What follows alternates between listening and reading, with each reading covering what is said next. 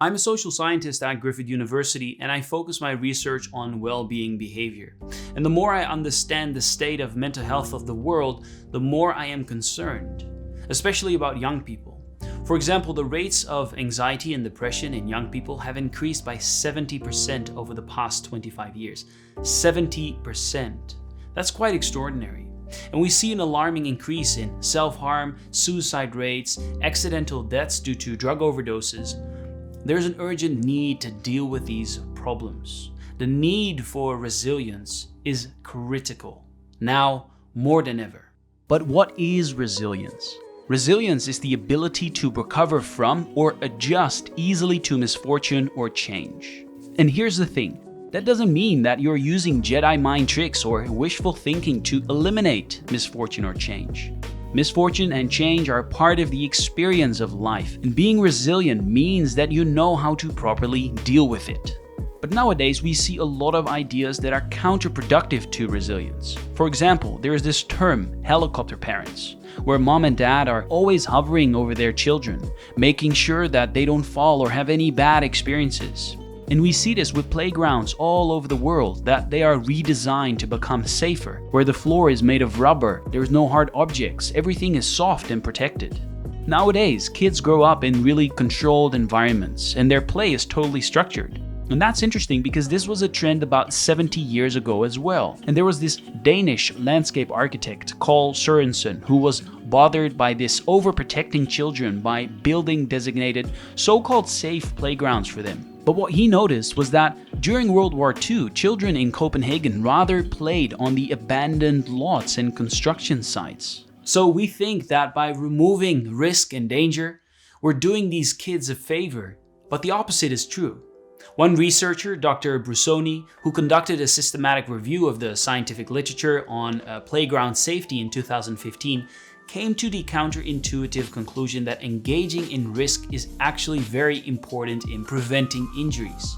She said that children are learning how their bodies work, how the world works. They play and tumble, climb to heights, and move their bodies at high speeds. These activities are critical for children to learn about risks and cope with fears. They are learning fundamental skills that ultimately protect them. So if we take that away, that's not a good thing. And we see similar things happening when people speak about eliminating all forms of competition or competitive sport. Imagine showing up for the Olympics and instead of winning a gold, silver, or bronze medal, everyone gets a medal or a trophy for their participation. What good does that do? This is a form of overprotection. We hand out trophies to kids, no matter how poorly they performed, so they don't feel bad about losing.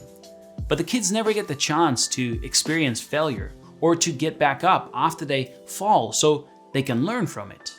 They grow up feeling entitled to rewards for simply showing up. The generation that we call the millennials, too many of them grew up subject to, not my words, failed parenting strategies. Where, for example, they were told that they were special all the time. They were told that they could have anything they want in life, just because they want it, right? They were told, some of them got into honors classes, not because they deserved it, but because their parents complained. And some of them got A's, not because they earned them, but because the teachers didn't want to deal with the parents. Some kids got participation medals. You got a medal for coming in last, right?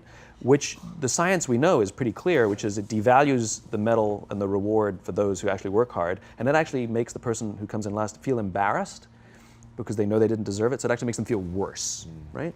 So you take this group of people, and they graduate school, and they get a job, and they're thrust into the real world, and in an instant, they find out they're not special, their moms can't get them a promotion, that you get nothing for coming in last, and by the way, you can't just have it because you want it, right? And in an instant, their entire self-image is shattered. And this is a big fat lie, telling kids that they can be anything they want to be. No, they can't. What if you want to be a goat? How's that gonna work out? Well, there's the example of Thomas who tried to find out, but of course he's trying to live some kind of fantasy. It is unreal. So let's look at something more realistic. What if you're born in a body with a white skin and you want a different skin color?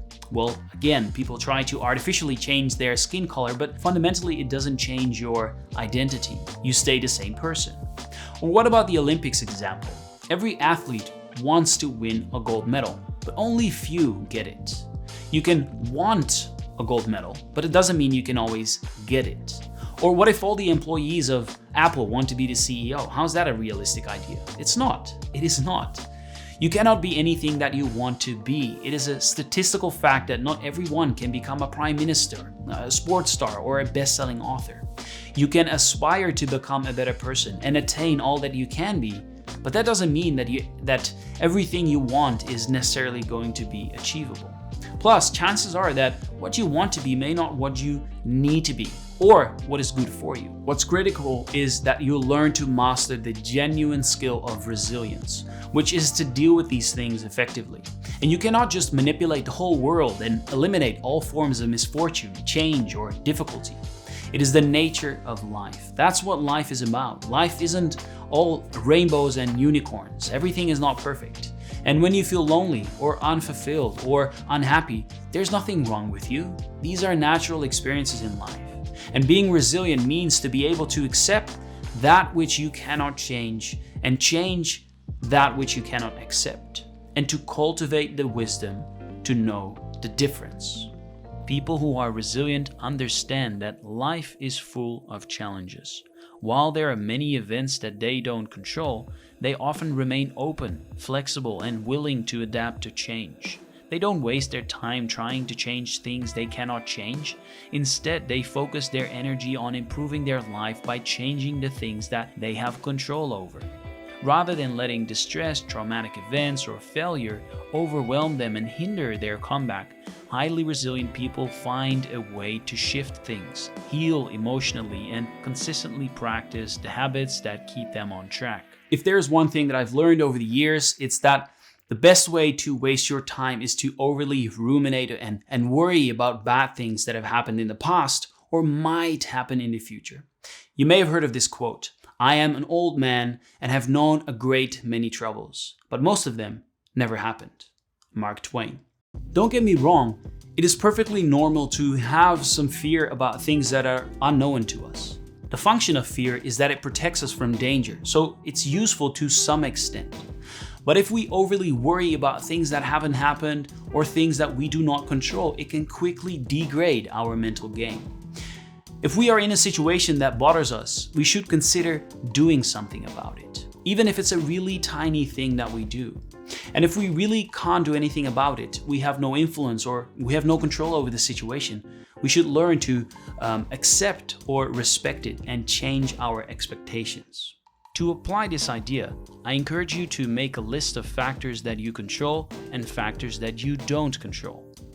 For example, factors that you control: what you eat, what you drink, what you inhale, how much movement your body gets, what leisure activities you spend your money on, how you speak to people, how you deal with certain emotions that arise, etc. These are all things that you can influence, and they'll have a massive impact on how you feel every day and your capacity to deal with challenges or difficulties.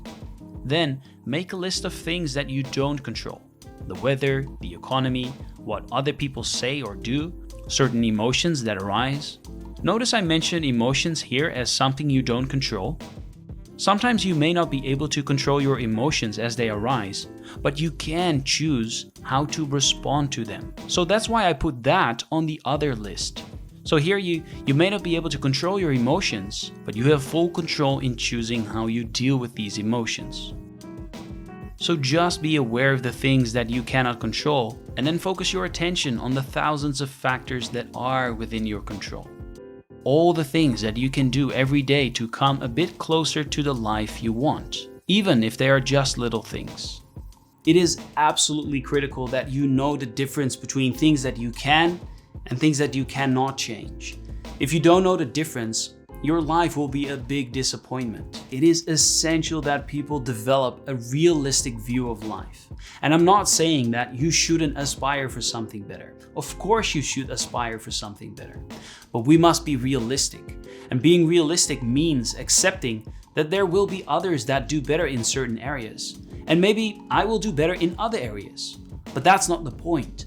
The point is to accept things for what they are and do whatever we can to improve them and become settled in pursuing a life of real meaning and purpose. And that's what resilience ultimately leads to find peace, joy, and real happiness. And that's entirely possible for you too. You can be so resilient that you can face adversity or difficulty and remain well-grounded, that you're not affected by the highs and lows of life. It can be part of a personal practice. In fact, I just published a guided mindfulness meditation in which I guide you through an experience that helps you to internalize this truth and be unaffected by hassles, worries, and anxieties, even in the midst of adversity. And we can talk about theories and strategies all day, but if we don't embody these teachings in the form of a practice or a habit, then it simply remains an idea, rather than a tool that you can use when you need it. So if you want to be more resilient and make resilience part of your toolbox, I highly recommend you watch that video now.